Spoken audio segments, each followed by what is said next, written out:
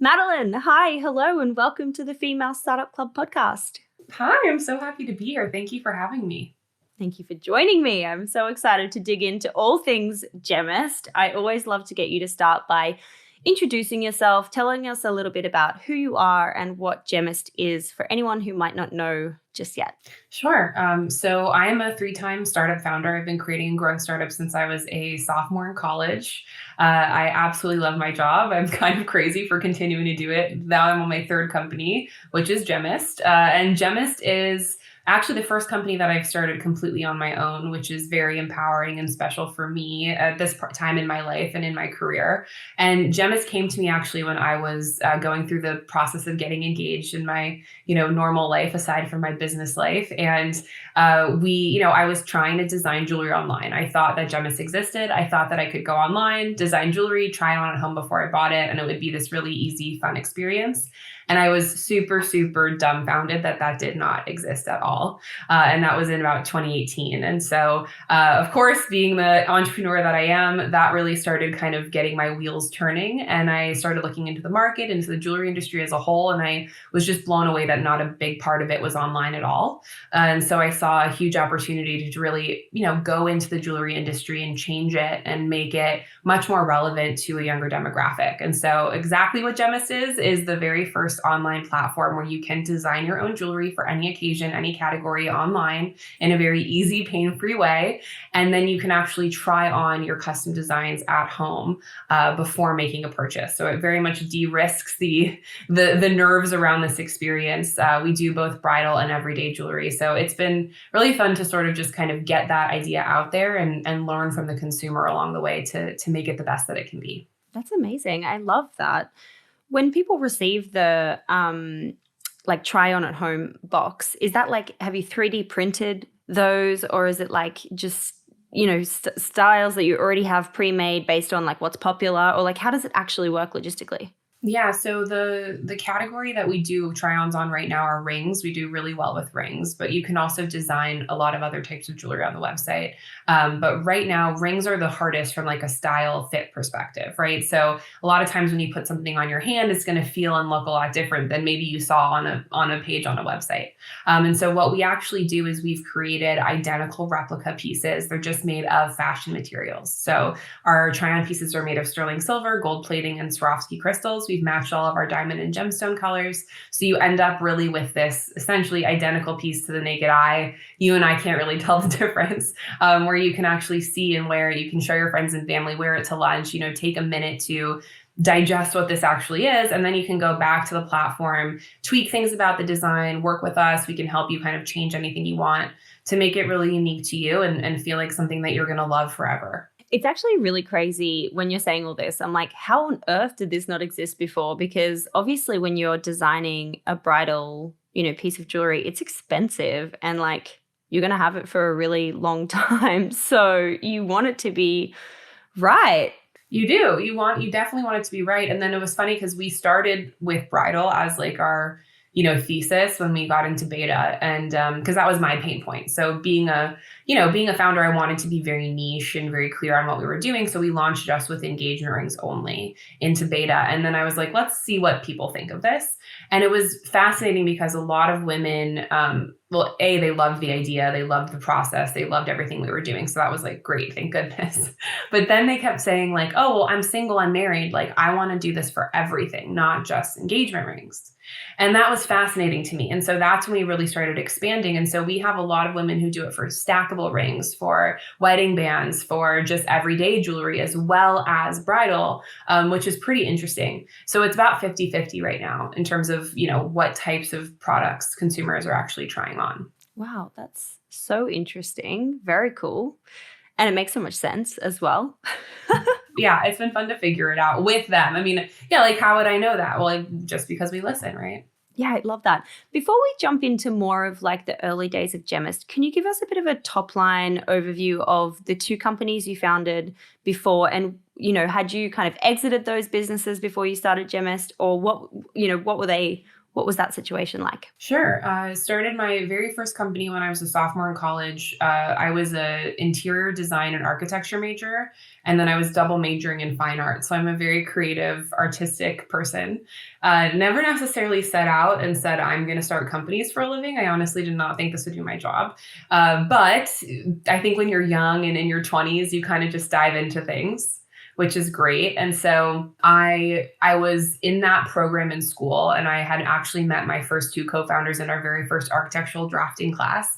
So we were kind of this group of three women who were design students at George Washington University in DC. And so, a lot of our friends were econ majors, poli-sci majors. There weren't a ton of artistic people in that community. And so we were sort of known as the design kids. And a lot of our friends were moving out of their dorm rooms into their first apartments, and they needed help furnishing their spaces quickly and affordably. And this was in like 2012, 2013, when, people were saying, oh, you're crazy to buy a sofa online. I mean, like online purchasing wasn't really a thing in that respect yet.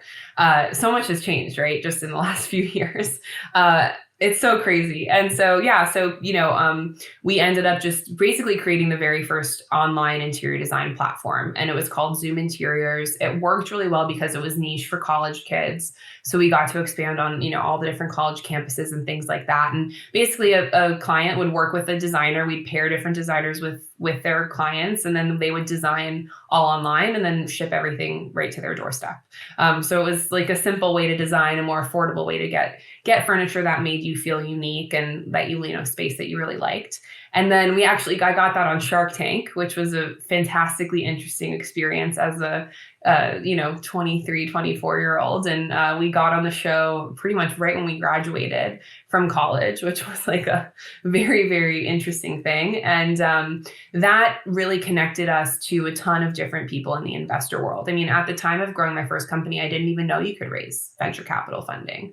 I don't even think I knew what what venture capital meant or was. I just thought everyone bootstrapped things like from the ground up. And we were hustling. We were bartending and waitressing to make ends meet and working our butts off, kind of trying to build this company. And so Shark Tank kind of gave us that burst of, brand awareness. And then from there, we connected to a ton of different people in the venture capital world, one of whom was Sean Rad, the founder of Tinder, who, had seen the show, Facebook messaged me and sort of said, hey, love what you're doing. Do you guys need help? And of course, at that age and being young, and it's our first company ever, was like, yeah, we need help. That's exactly what we need. We really needed mentorship. And that was exactly where Sean was. And so we were able to essentially exit from Zoom and create a new type of tech platform around furniture and interior design called Hutch. And that was a mobile app where you could actually drag and drop and build your room all from scratch by yourself without working with a designer. And so that was fascinating because we raised, through Series A with that business. And really I call that like my business school time. I mean, that was amazing to learn how to raise funding, how to grow a team, how to manage expectations, how to absorb failure and learn from it and move forward. And then I ended up leaving about 2 years before Hutch sort of wrapped up and started Gemist. So it's been a wild ride of sort of, understanding successes and failures and how that all works. And like I said, I had a lot of co-founders along the way, which was always really interesting. And this is my first time doing this, kind of by myself. I have an amazing team, but it's been fascinating sort of just learning what it means to run something and build something from the ground up without co-founders. What do you think? It sounds like co-founders was one of the things you took away from that you were going to do differently in Gemist. What are the kind of key things that you were like, okay, I've done these two things. I've moved on to starting Gemist. What were the things that you were like, I'm going to do this differently, or I've learned from this particular experience that I'm going to take into Gemist? Oh my God, so many things. One thing that we came up with when we were running Hutch was kind of this mantra, and the whole team lived by it. And it was fail fast, fix fast, learn fast. And that was because what kept happening, you're building something out of nothing. So there's no anything to follow, right? You're just guessing along the way a lot of the time. We kept having these little kind of mini failures, but we figured that if we could, have that failure, learn from it, right? And then quickly try to fix it or try to make it better, then it would actually equal a success. right? So it allowed us as a company and as a team to not really be afraid of failing and to just kind of move swiftly ahead. And that's really a mentality that I've taken with me into Gemist, and that, our team really embodies, because there are so many things in this world of being an entrepreneur that are unclear, right? And unknown. And we have to be able to face failure head on to find that version of success. So learning from your failures is the number one thing that we all have to do together, and facing them head on. And looking back at Hutch, we had a lot of failures, looking at what we did wrong. And, the thing that was really fascinating to me was, number one, we didn't really listen to the consumer enough. Being a consumer facing tech platform, we were driven more, I think, by the ego of technology and building new tech and doing it that way, versus saying, hey, let's build this and then let's go learn what's working about from the consumer perspective, not from our little bubble universe perspective of building this, but what about this makes the consumer excited, and what about it can we change to make it even better. And so from day one with Gemist, that was like a huge thing for me. I was listening to the consumer. Even getting into beta, I was like, let's get this to like 75%. It's me good enough. Let's then learn. And the consumer is going to take us to 100%, right? And that's been a huge success, a big win for Gemist as we've been growing. That's been a huge thing we've done. I think the other thing for me is just learning what it means to raise venture capital funding. It was fascinating to do that with Hutch alongside people like Sean Rad and the people that we had as investors. But it was very much a boys' club in a lot of ways. I definitely felt that energy. And I don't think we as a team felt as close to our investors, meaning when you bring on an investor, just like you bring on a team member, but even more so because they're with you. They're with you for 5 to 10 plus years. They're really part of your family. Like, you have to make sure that you really, really like them as people and also as investors. And so I think for me, the main thing I learned is that I'm not going to take money from anybody that I don't actually like and trust and respect in like every single way possible. And I think when you're young and you're raising funding, there's this fear factor and mentality that guides you of, oh, no one's going to give me money. Who would give me money? Right? Like, that's crazy. If one person wants to give me money, I'm going to take it. But we have to kind of switch that dialogue in our head and sort of say, no. They need me as much as I need them, right? I have power. I'm building this company. I'm running this. I get to say yes or no also. And that was something that I did not understand in like my early days of running companies, And so now I have this like incredible group of investors that I like can call and text and ask a question to and be vulnerable with, because nothing about this job is easy, right? We need people who are not going to belittle us. We need people who are going to support us and help us and give a shit. And so that's the team I've cultivated. That's the team of investors I've cultivated with Gemist. And I didn't really feel like I had that as much in my last companies. Yeah, totally. I'd love to use this as like a segue to talk about your funding plan with Gemist from the early days of getting started. You've obviously bootstrapped in your first business in the beginning, then you went through the VC and you've been through all these experiences. What was your idea launching Gemist? Were you going to, like, how were you financing in the beginning, and what was your kind of funding plan moving forward? Yeah. So, I mean, honestly, like going through what I had gone through raising funding with my last business really taught me how to raise funding. It was very interesting. So I had walked away with an incredible network and with the ability to understand how to sell something. And we have to say, bottom line, this is sales. I think that we forget about that, right? It's sales and psychology is what I like to say, because you have to be so incredibly blindly passionate about this idea, and that charisma and that energy has to come through and hit any investor straight in their chest, and they have to feel exactly what you're feeling. And you just have to be so headstrong about it.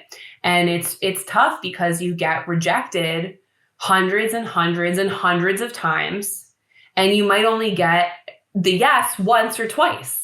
And so it's really tough because you have to have this and grow this like very thick skin. And so anyway, I knew with Gemist, if I was going to disrupt an industry and change the way behavior looked and change what consumer behavior looked like in this industry, I needed venture capital funding to do that. I was not naive in thinking, oh, I can fund this myself, or all of a sudden this is just going to take off. I knew that I had to build technology. I knew that I had to build an exceptional team of people way smarter than me. And I knew that I needed to have marketing dollars to back this up. And so that was the first thing I did. I built in the early days of Gemist, I built with a friend of mine. I think I paid him like, minimum wage to help me. I mean, he was my friend, so it was nothing, but we designed the app and then put it on InVision. So you could click through it, but it wasn't coded. And then I probably put a small amount of money into prototyping the jewelry, right? So I wanted to know, here's a real ring, here's the fake, here's the try-on ring, here's the replica ring, right? I needed to know I could do certain things, and I needed to understand the manufacturing side of the jewelry industry, which I had known nothing about. So it was really about building a version of the app so that people could just see what it would look like and feel like, understanding what try-on looked like, right? Having a few samples. And then I was like, put a deck together and started pitching it. A real MVP. Yeah, literally, like seriously. And I'm straight up just pitching a literal idea. That's it. But you know what? That's all it takes. And if you have the passion and honestly the persistence, you can do it, and it took me, probably 7 months to close our first round of funding. We closed $1.2 million, and I ended up getting De Beers Diamonds involved. I got amazing VCs in LA involved. It was a scary, scary thing. But in that first round of funding, you can also raise on a rolling basis. So you can get checks in the bank and keep fundraising while growing the business. So it's not like you have to like compartmentalize everything and just be like, I'm going to go raise funding for 7 months and do nothing with my company. No, you can like raise funding because you're doing it on a convertible note or on a safe or whatever you're doing. Usually in that first round, it's easier, right? To just kind of just go with it. And you're constantly like, oh my God, we have no more money. Okay, got to get more money, right? And that hustle is so intense and so real. Whereas now we're raising our second round of funding, our seed round of funding, and that's going to be a $3 million round. And that's very much, by the book. I have to get my lead investors involved. It's like, it's very, A plus B equals C situation. But in the early days, you can really hustle it, if you do it right. So that's why I tell founders, I'm like, just put a deck together, get that basic MVP together, pitch to your friends and family first, get it down, talk to consumers, make sure you have a really good pitch, and then just go. Just hit the ground running, because the worst that anyone can say is no. And you're right back where you were anyway, right? Yeah. 100%. Congrats on the De Beers thing, by the way. That's such a cool partnership to have them, giving you that huge credibility boost and being part of it. That's amazing. For like in those early days, obviously you had experience already, but like how did you determine what equity you would give up and what the valuation would be when it was such a early MVP, minimum viable product? Okay, well, that's the beauty of convertible notes and safes. I mean, these are the documents that have been put in place for that exact reason. How on earth can you value an idea, right? I mean, that's the point of those. There's no valuation. There's usually a valuation cap.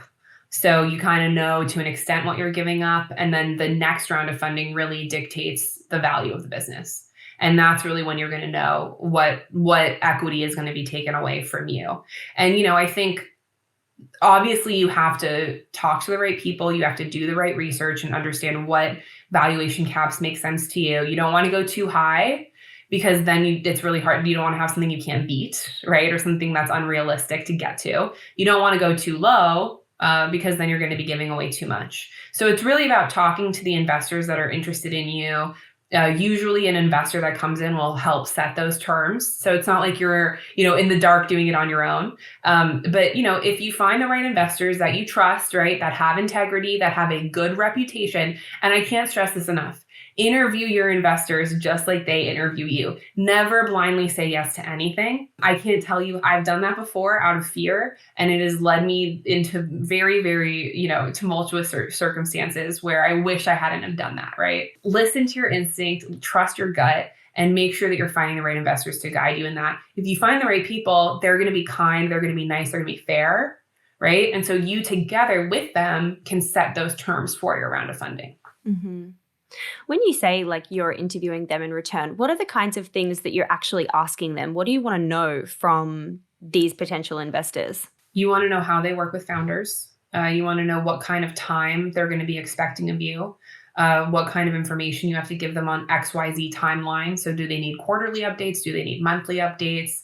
How involved are they going to be? And you might, by the way, want certain investors to not be that involved. You might want certain investors to be more involved. That all matters based on how much money they're putting in and who they are, right? And how they work.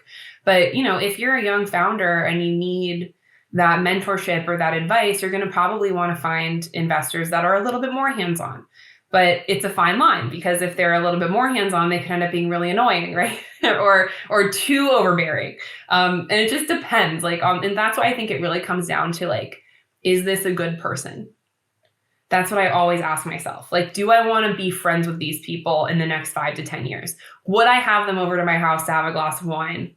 And a chat, right? Really think about that, because it's same thing when you're hiring a team, right? But a team is easier because it's hard to fire people, but you can't really fire your investors, right? You can fire your team, I guess. So it is such an intimate thing to enter into an agreement with an investor, because they're just with you from day one. So you want to make sure that you like them, and then get references, right? Go look them up, do your due diligence on them. Who do they know in your network? Go to LinkedIn, find out what their reputation is in the industry, right? Find other founders who have worked with them. Ask if you can learn what their experience has been like.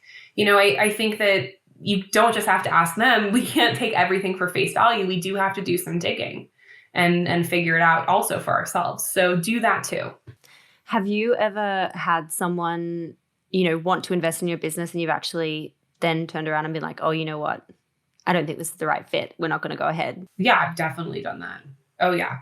Because, it's either it's an instinct. And I think it's really hard to trust your gut in general, but especially as a younger person. I mean, now I'm 30. I'm so excited for my 30s, because I'm just hell yeah. No more wishy-washy, BS. I'm going to own this, and I'm going to really trust my gut and what my instincts are telling me.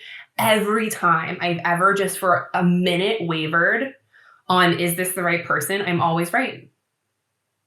I'm always right. And so whether that's a feeling, and then I go and I look into it and I find out that they're kind of not the right person or whatever it is, I usually try to trust that. And it's hard because you're trying to hit a certain number and it's exhausting and you're working so hard and you're constantly getting rejected. And then you finally have a few people that like you, but then you do have to make sure that they're the right people. And when I've done that, it's been totally for the best. And now I'm just surrounded by really amazing individuals who are so kind and nice. And just, I feel very lucky that I'm learning to trust myself more. Mm-hmm. Mm-hmm. Absolutely. I've had a few women on the show before talk about, horror stories of things that investors have, male investors have said to female investors. Are there any situations that come to your mind where you're like, and not to name and shame at all, but are there any situations where someone has said something to you that you're like, I'm going to walk out of the room. This is crazy. Yes. I mean, of course. I've had investors verbally abuse me, emotionally abuse me. I've experienced all of it. I've been belittled. I've been told off. The list goes on. And, and I think that is a dynamic between a man and a woman, or a man who's older and a person who's young and who, is naive in a lot of ways. And that, I think that dynamic comes at when that's happening, right? Where it's I'm I don't know what I'm doing. And I need help and I need mentorship. That can also be a little bit of a weakness, right? In a lot of ways. So, but it's okay to be there, but you just need the right people, right? It's really important to find people with integrity. And I promise they're out there, but there are also a lot of people who are slimy and who will tell you anything you want to kind of just get in. And so that's when you sort of have to trust your gut, and yeah, it's hard. It's a hard thing. And I think you kind of have to go through the bad relationships to understand what I'm even talking about. I don't think there's any founder ever who has only had perfect investors. Like, that's not a thing. So if that's happening to you right now, or you've experienced that, like, it's not your fault, right? That's on them for not being the best people, right? But you learn from it. And that's the whole thing. Fail fast, fix fast, learn fast. Figure out what that failure looks like, right? And own it and hold that and look at it and learn from it. And then you know what? You're probably not going to do it again. If you do that, if you go through that sequence, if you're sweeping things under the rug and you're sort of just trying to focus on the future, you're not going to grow. And so, all of this is hard. None of this is easy. It's such a thing that I have so much empathy and compassion for every founder going through this, men and women alike. It's not easy for anyone. And so we have to remember that when we're going through it. And investors should remember that too. That some of them have never even started a company before. That's the other interesting thing. Try to find investors that know either what it means to be an operator in a business or a founder of a company. That's the best type of investor because they know how to do stuff. They know what you're going through. There are a lot of VCs out there that this is just their day job. They just work for a huge VC company. They're just trying to source deals. They got this job, this is their second or third job out of college, whatever, right? That's common. It's really common, especially with like the bigger VC firms. So, it's tough, but just power through.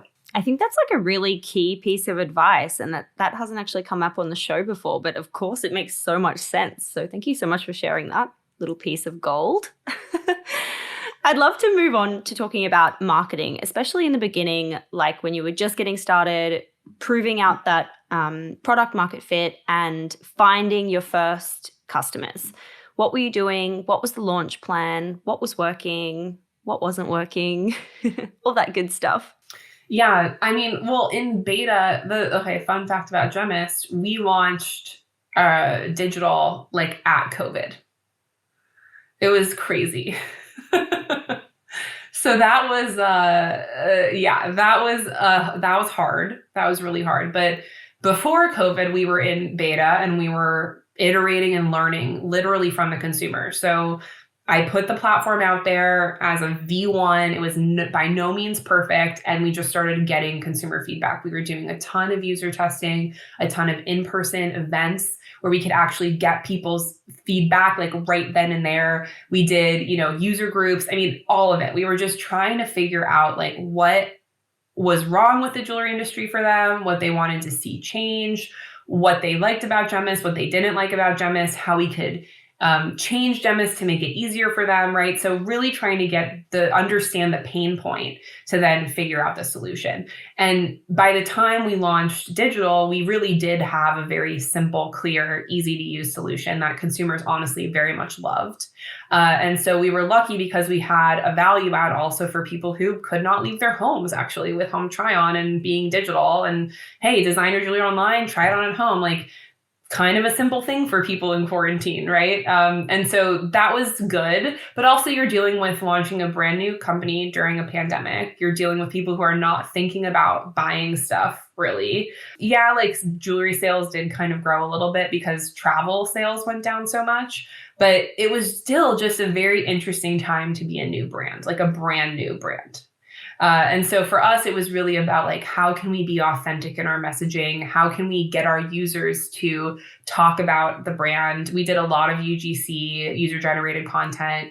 We did, a lot of user testing and just consistently be iterating and tweaking. And it was funny, actually, we started with just rings and then all of our consumers were like, we really want earrings and necklaces and bracelets and everything else. But earrings was the number one most asked for category. So that was our second category. Exactly. So then that was our second category. And that's now our number one category. It's even doing better than rings, which like, who knew? It's like, we're learning not only why do you like this and what works for you from like a UX UI perspective, but also what products do you want to see now and in the future? Like, what do you like about the pieces that are here now? What's missing? We had a lot of clients or customers who really wanted us to start partnering with other brands and designers and things like that. So that's our next huge plan for 2022, is really to create more of a marketplace of collaborations where you can then take capsule collections and then design your hearts and dreams, take this person's, XYZ design and then add your own stamp of uniqueness to it through our design experience, things like that. So it's really just, I think, been about learning and listening and kind of keeping an open mind and ditching ego in a lot of ways, and sort of just saying, this is not perfect and it might never be perfect, but we're going to try our best to make this exactly what our consumer wants. That's been our mantra from day one. What's your kind of key marketing mix for what's really working for you now when you're acquiring new customers and looking at that different channel spread? Yeah. So you have to play in everything, right? You have to diversify, and you have to have the right type of growth people on your team to really dig into the data. And the thing that's interesting about Gemist is we're not really a straight direct to consumer, because it's not look at a product, add it to your cart, check out. It's look at a product, tweak the product, design it, make it your own, maybe try it on, maybe don't, and then check out, right? It's a different kind of flow and experience. And so that's been fascinating to just learn, but you have to know the data and you have to understand exactly where every consumer is in that funnel, where they're falling off, where what's working. Okay, so it's a complicated puzzle that is digital performance marketing. When it comes to that, I'd say number one, know your data, right? Have a one person or a team of people who can analyze the data. I think that person should be in-house. I really do. I'm not a huge believer in agencies. I never have been. And so if you have the data and you're tracking the data appropriately, then you can actually understand what's working, what's not working. You need to know that first before you spend any money. Because if you can't actually see what's working and not working, then you're just blindly spending. Is the title for the person that you're talking about a growth engineer or a growth marketer, just that's the title? Yeah, they could be a performance marketer, a head of growth, somebody who understands. You don't really need a data scientist. I mean, unless you're a bigger company, but somebody who isn't actually that creative. I think that it's really hard in the world of marketing, where you need creative people because you need people to create the content and the messaging and the voice and the brand, et cetera. But you also need the data-driven people who maybe are 10% creative and are still sweet and nice and can work with the creative people, but are really interested in data and data analytics. Those are the people that are going to help you, I say, the most when you have problems. Right? Why is this not working? Why did this not perform? Why did ROAS drop? Why is our CAC growing? Whatever it is, because we all have growing pains as we're trying to get things moving. And then that person can also help you when it comes to diversification of where you're putting your advertising dollars, right? So obviously you have to play on Facebook and Google, YouTube, all the big Pinterest, whatever, all that stuff. But you have to have a strategy around it, right? So you need to make sure that person understands what the strategy is along with your creative team. And then you have to have, experiential channels, in my opinion, right? So how do we get brand awareness? How do we partner with the right people? What does that look like? We've had a lot of success with affiliate marketing, which a lot of people I feel don't talk enough about, in my opinion. It's very focused on paid advertising. I love affiliate because it's making money together, right? So it's basically a CPA. It's a percentage, a rev share, essentially, right, on whatever you're selling together. So we've partnered with a ton of different editorial companies, and we work with Share a Sale and Skim Links, and basically just partner with all these great people who write about us and tell people about us. And then when the link basically tracks, right? And then when that person buys, they get a kickback on that sale. I like that because it's not just throwing money at the wall and hoping it sticks. Every sale is a meaningful sale that everyone everyone who worked to make that sale happen makes money. That's really cool. I love that. So I think, look into affiliate marketing, look into PR. Don't pay a shit ton of money for PR. Get a consultant, get someone scrappy in-house. There's certain things that you can just bleed money really fast. And I think that it's important for people to recognize that you can't just throw money at stuff and then it's going to work. That's why you have to understand the data. If you don't understand the data, you're not going to know, anything. And then your investors are going to come to you and say, what the hell's going on? And you're say, I don't know. Yeah. I don't know. I can't tell you. What, with all of this in mind, what would you say is your top piece of advice for entrepreneurs coming into 2022? I think one thing I like to say a lot, which it took me a while to figure out, and this is just an emotional journey you're all going to have to go on yourselves, but nothing is as good or as bad as you think it's going to be. And that is really important to remember, because when you're fundraising or when you're growing your company, especially when you're a new founder, all of this is so raw and new. And so everything feels like an extreme of whatever it is, right? So when I was running my first two companies, I remember I would like drive home crying, or I would drive home at the end of the night listening to music and like the happiest person in the entire world. And that's what you're going to feel a lot when you're a first-time founder. And I still feel that way, by the way, but it's more intense when you're a first-time founder because you've never gone through it before. What always happens though is the really bad thing that happened and you're crying and you think it's the end of the world. It's usually not as bad as you thought it was going to be. And then the great thing that happened usually didn't even pan out or ended up not working out or wasn't as fantastic as you thought anyway. So usually what happens is things level themselves out. So remember to stay in the middle. Try your best to just stay in the middle. Just bring it down, level it out, because you're going to drive yourself crazy going through that emotional turmoil of yes or no, or this crazy high and low situation. So it's going to work out.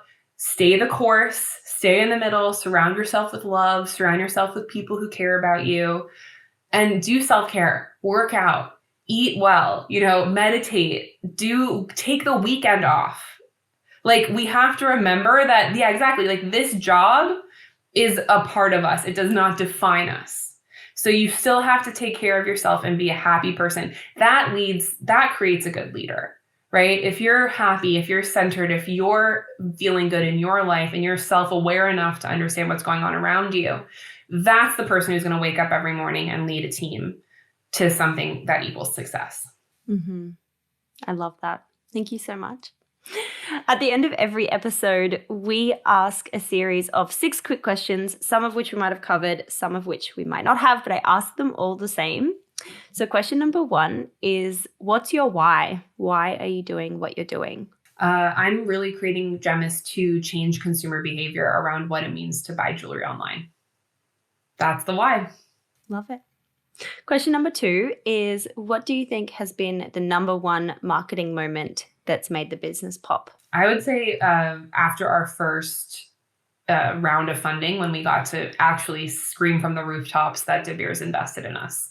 That was a huge, exciting thing. It really, I think, solidified the company as a real company and gave us, that stamp of approval from a lot of different perspectives. So that was very exciting. Yeah, that's such a big one. Congrats again. Such a good one. Thank you. Question number 3 is, where do you hang out to get smarter? What are you reading or listening to or subscribing to that is worth mentioning for other founders? I love podcasts. I love How I Built This. I listen to that regularly. I think it's really important for, there's a lot of things you guys can read to get smarter, but I also think we need to get emotionally smarter too, right? Not just here are the facts, but here are other people who have been through this journey, and you're not alone. I think that if I didn't have a podcast like that, for the last 5 or 6 years going through what I've gone through, I don't know if I would have been able to do it. Just hearing that other people have gone through it, that they figured it out, that they made it work. Those are the inspirational stories that keep me going. 100%. Love Guy Raz. He's amazing. I know, he's so amazing. He is so amazing. Question number 4 is, how do you win the day? What are your AM or PM rituals and habits that keep you feeling happy and motivated and successful? Well, I got a Peloton during COVID, and that has saved my life. I get up and I ride that bike for at least half an hour every morning. And then I do meditate. I meditate for at least 15 to 20 minutes just to clear my head, center myself, make sure that I'm ready to take on the day. And I think that paired with the exercise, it just gets out all the anxiety so that you're a lot more calm and centered, and so that's my ritual every morning. Love it. I've just started doing some spin classes at this place called One Rebel, and it's like going to like a nightclub or something. It's so loud and so many lights and all these things, and it is so fun. I had to switch because I hurt my knee, and it's like the best thing ever. I'm like, oh my gosh, can't believe I've never done this before. Yeah, it's awesome. I love it. I love it. It's nice. It gets all the jitters out of you. Yeah, without injuring yourself, which I love. Yes, exactly. That's a good point. Exactly. Question number 5 is, if you were given $1,000 of no strings attached grant money, where would you spend that in the business? And it's not a lot of money, but it's to highlight where your most important spend of a dollar is. I would go into user testing and understanding my consumer as best as possible. And probably if I could stretch that $1,000, getting some user generated content out of it, some testimonials, some feedback on where we are with the company and how we can improve. Mm-hmm. Love it. And last question, how do you deal with failure? What's your mindset and approach when things don't go to plan? I look it straight in the face and I don't let it scare me. I think failure is a part of this journey. It's something that, is always going to be with you as a founder. It's something that you can't allow to bring you down. You can't allow it to scare you because you're going to fail. You just literally are. You're going to fail a lot, by the way. And whether a failure is a no from an investor or really screwing up and hiring the wrong person or whatever it looks like, it can be little, it can be bigger. But the idea here is that you have the power to change that failure and learn from it and make it a success. So remember that. Thank you so much. Madeline, thank you so much for coming on the show and sharing all these juicy insights and amazing tips and tricks. Thank you so much. Thank you for having me. That was really fun.